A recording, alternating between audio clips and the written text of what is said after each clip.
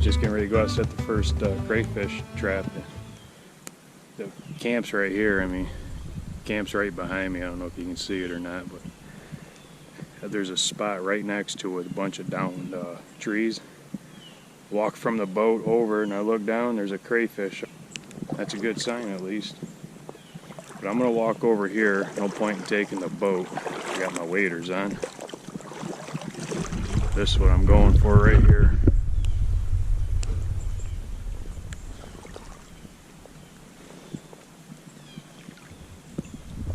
Huh. Just kicked up a bunch of ducks.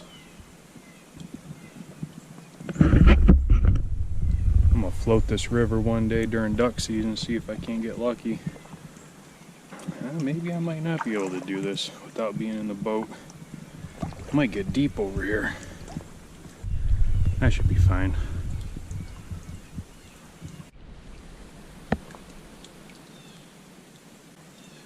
Crayfish don't really have a good defense system, and their little pinchers, they don't really work worth a shit. They're more for just eating. So their best, I guess, form of defense is concealment. They got stuff to hide underneath, so if you look, like, you see right here, all this, I mean, there's canopy over top. It's hard for birds to see them. There's rocks and stuff down in the bottom where they can hide, a bunch of logs. So they got a lot of cover. That's the best way for them to survive. What I'm going to do is I'm going to get this trap in. I got to go get a rock. I got to put a rock in the bottom of the trap to hold it down. One thing you want to keep in mind when you put your bait in the trap, don't put it on the bottom, suspend it off the bottom a little bit, because what they'll do is they'll crawl underneath the trap and they'll actually eat it from the outside. So if it's suspended, they have to crawl inside your trap to get to it, and then once they get in, they can't get back out. But I'm gonna go get a rock and I'm gonna get this put in. I think right here is about the best spot. Change of plans. I think this side's a little bit better. There's a bunch of like down grass. It's a lot more concealment for them back here. It's up along the bank. A little harder for bigger fish to get to them.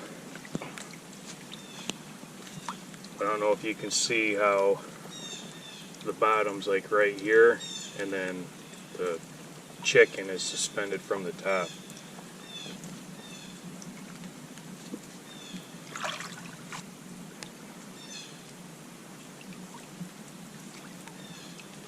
Make sure you tie your trap off good too.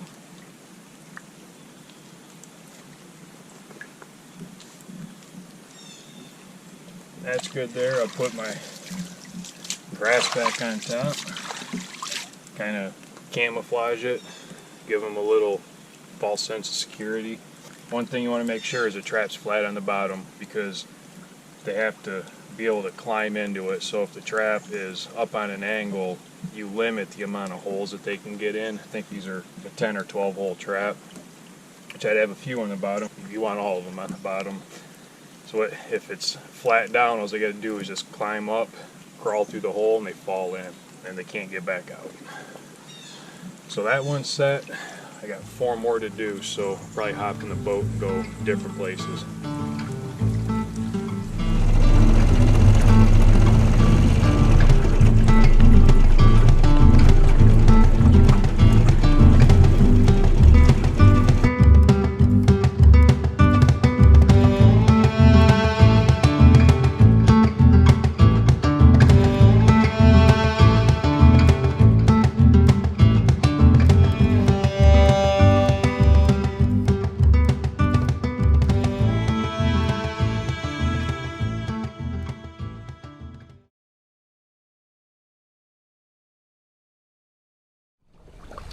Crayfish trap's been in about 24 hours now.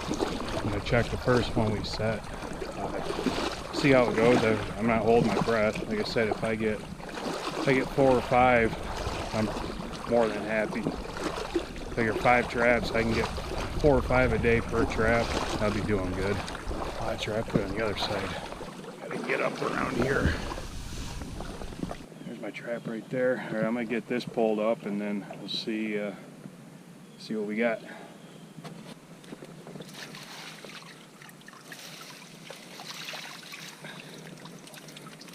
Whole bunch of fish. Oh, there's one, there's two, three. Well, that's decent sized ones. Alright. Got one. There's one.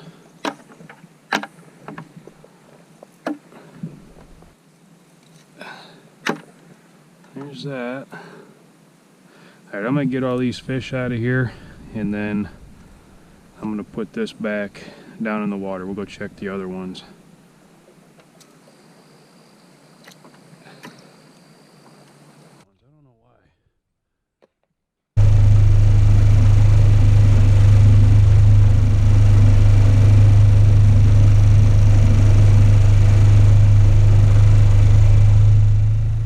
I'm not too sure how the GoPro's gonna actually pick this up. Oh, there's a crayfish right there. Got him. Look. This might just work. And that works out too, because that pan's just floating in the water. They're not running like they were during the daylight. I think they just can't see as easy. Lets me sneak up behind them. Oop, another one there. Oop, oh, he got away.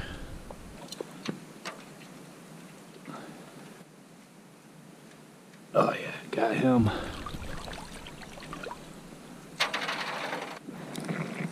Where you going, Pan? Come back here. I'm gonna try with my hands. This disposable tin works out great. Got him.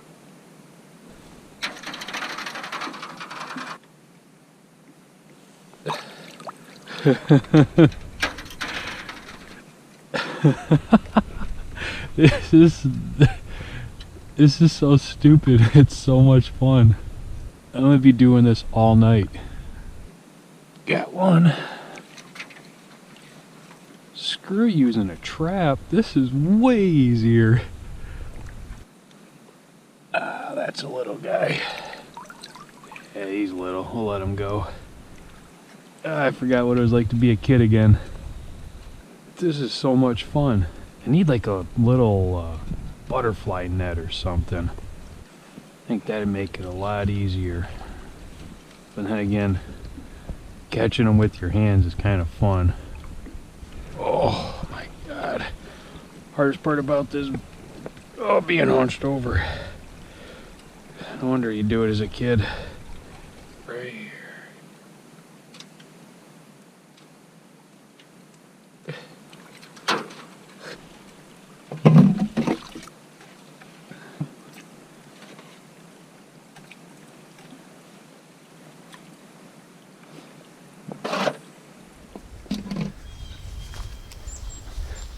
I'm gonna get down here and grab the bucket, if I can do this without falling in the water. There we go. Yeah, I'll be able to do this. I'll show you the bucket and kind of my theory behind it and why I do what I do. Essentially, I have the bucket has a bunch of holes drilled around it, and what that does is it allows the water to pass through, basically come through one side, kind of filter everything out, and then push it out the other side. That basically gives the crayfish fresh water, clean water, to kind of purge them their systems of like all the muck and the gunk that they ate. I got a chunk of chicken leg in there too, so you don't want to throw them in with no food. They'll probably all just die or eat each other. So give them, they got fresh water, it's flowing water, it's just not stagnant water. And then they got food. I got the lid on the bucket because it'd be nothing for a raccoon. It's probably still nothing for a raccoon to come along. Just pull the lid off the bucket, but at least that's kind of a warning system. I can hear it while I'm in the tent. Come out and shoot the raccoon or something. Eat him too. Well, it gives them cover. That way, it's shade. They're not just in the sun all day, which hasn't been sunny at all. It's rained just about every day. But if there was sunny out, you get what I'm saying. It gives them cover. So I'm gonna take this bucket. I'm gonna get it up top. I'm gonna take all the sticks. I got sticks and rocks in there. That way they have something to kind of hide and get away from each other. And then the sticks allow them to come out of the water if they want to. I'm gonna get this up there. I'm gonna get all that stuff out, and then we'll start cooking.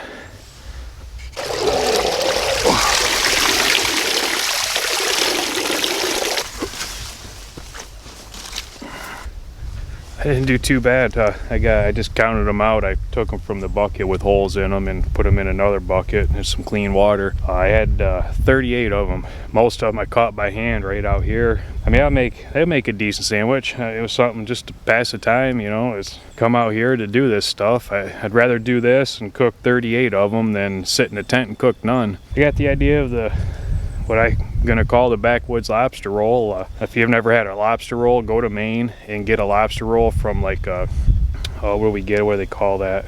Basically, any place like a seafood market. I'm sorry, a seafood market that makes lobster rolls. Wow, they're good. But obviously, this isn't lobster. Crayfish, I guess next best thing. Maybe third best thing. Crab would be next. But you get where I'm going with that. It's just something like, you know, kind of substitute lobster for the crayfish for the lobster, and then but I'm gonna try to make it the same way. I looked up a bunch of different recipes. There's two things, like either a lobster roll or a lobster salad. Lobster roll is on a bun. Lobster salad is in like a hamburger bun. A lobster salad would be in a hot dog bun, but both cooked the same way. I don't have hot dog buns, so we're gonna do a lobster roll without the lobster with crayfish. It should be pretty good. I'm excited. I've ate these guys a few times and I've never thought they were bad. They've always been good, so this should turn out great. One thing I want to mention is don't cook a dead crayfish. You always want to cook them live. I guess I've never done it, but I guess they get real mushy and nasty if they died before you cook them. Another thing I should point out is, yeah, I get it, these aren't the size of like Louisiana Bayou type crayfish that you can buy. Those just don't grow that big around here. I mean, there's maybe a couple in there that do, but you're not going to catch them unless you have the traps. I think that maybe you can get deep out in the river, but this river's so big, so long. I mean, it's miles and miles and miles long. It's big, so I mean, they got so much room to go. I mean, they don't grow that big around here. These things will do. I'm gonna get them cooked up and get that backwoods lobster roll going.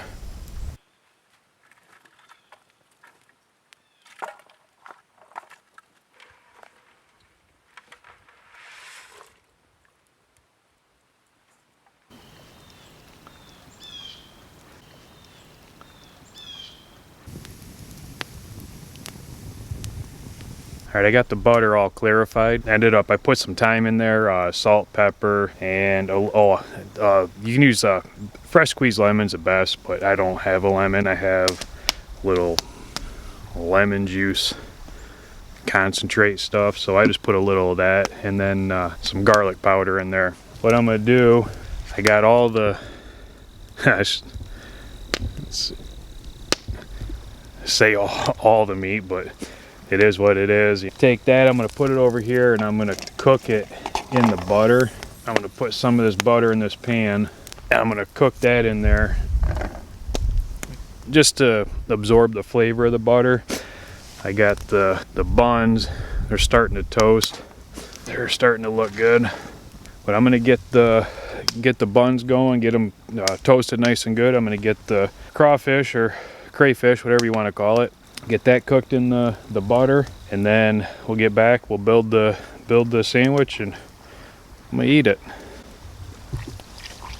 All right, now that we got our pan with the crayfish meat and the butter off the fire, we're gonna go ahead, take our buns, take the meat, get it nice and spread around. Add butter to both buns. Don't add too much, but don't add too little. Just kind of what you feel is gonna be a good amount for you.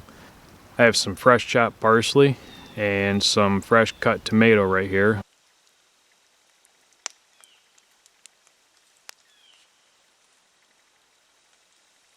Now we're going to take some salt, some pepper, and some garlic powder.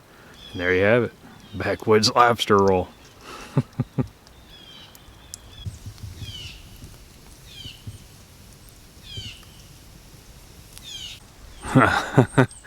There it is, my one lonely sandwich. Oh well. Oh man, holy shit, that's really good.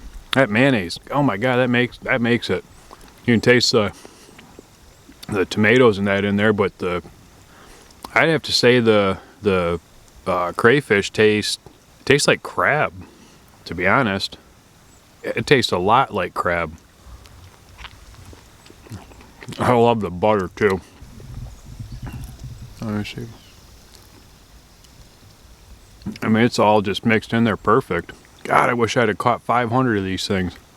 I tell you what, that makes all that work more worth it. It is worth it anyway. I don't, like I said, I come out here just to have fun, just to do this, kind of see what I can create out of the stuff that I shoot or catch or find or whatever. I'll tell you what, I think I'm gonna order a bunch of these online because I can make a lot of this. This is, damn, this is good. I do. I wish I had. I wish I had a whole boat full of these things. Well, I'm gonna finish this last bite. I gotta clean up. I gotta get all this butter smell out of here. I don't want that smell around attracting animals in. It's my last night here. I'm headed out in the morning. That's it for all these. I'll have more adventures. I guarantee it. I just like to go out and just hunt, fish, try not fish really. I mean, I do fish, but hunt, trap, forage. It's see what I can get, and I cook everything. That's why I do it. I don't go out to shoot and kill things, and I mean that's a byproduct of what I do, but it's more just enjoying nature, having fun, just seeing what I can create out of what I'm given, and especially out here because I only have what I brought. I can only create what I can with what I have. Enough talking. This thing, that last bite's calling my name, so I'm gonna get this stuff put away, and I will maybe see you another time. Don't die.